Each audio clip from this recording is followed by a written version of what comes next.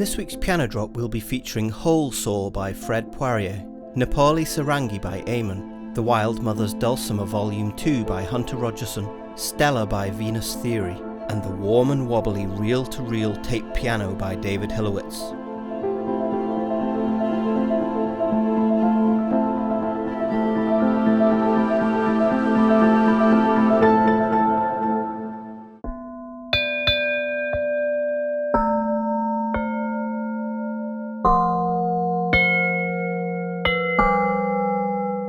Hole Saw by Fred Poirier. This saw is a sharp and dangerous tool to make holes in wood, but it also has a very musical ringing sound when you hit it, so I decided to sample it.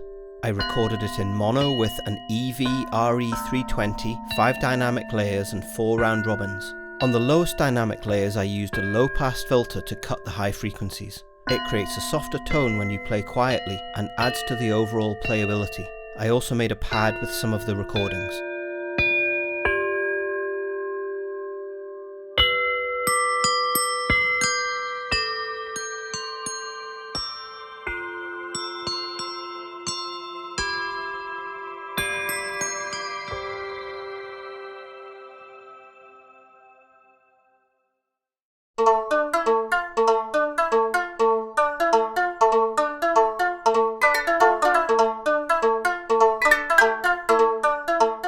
Nepali Sarangi by Eamon, another marketplace find. This instrument was part of a trove, along with several others purchased from a fellow folk instrument enthusiast who was clearing out space.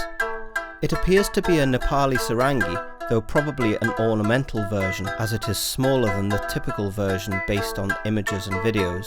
A body carved from a single piece of wood and partly covered with hide gives the instrument a pleasant resonance, particularly on open strings.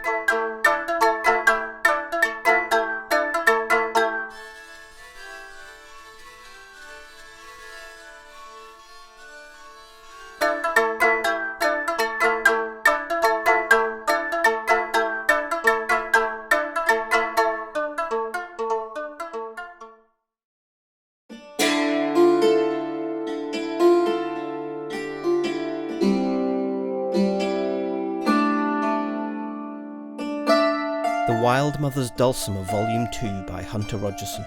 After a lot of consideration, I've decided to bring the second half of the Wildmother's Dulcimer into Piano Book. This collection is a healthy extension of the first. Like the first set of patches, it presents a mix of standard articulations with deep integrity and aleatoric performative patches that achieve textures and colours impossible to otherwise program with MIDI. Included patches are hammer and trem combo, plucked harmonics, bowed tremolo, cedar splatter paint, meadow chimes and woodpecker.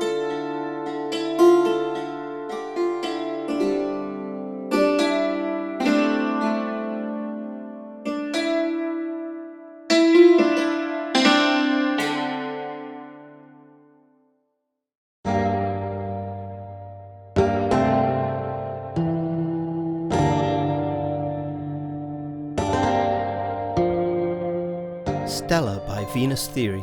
Once upon a time I paid $80 for a completely ruined Gibson LG0, recovered from the attic of someone's late relative. After a lot of time and wood glue, I was able to restore it to somewhat playable condition. The guitar has Stella written everywhere, and I have no idea who that may have been, but I think these kinds of stories and histories are the best parts of used acoustic instruments. Although I play it every now and again, it mostly sits as a display piece in my house since I fear it may crumble to dust at any moment when playing it.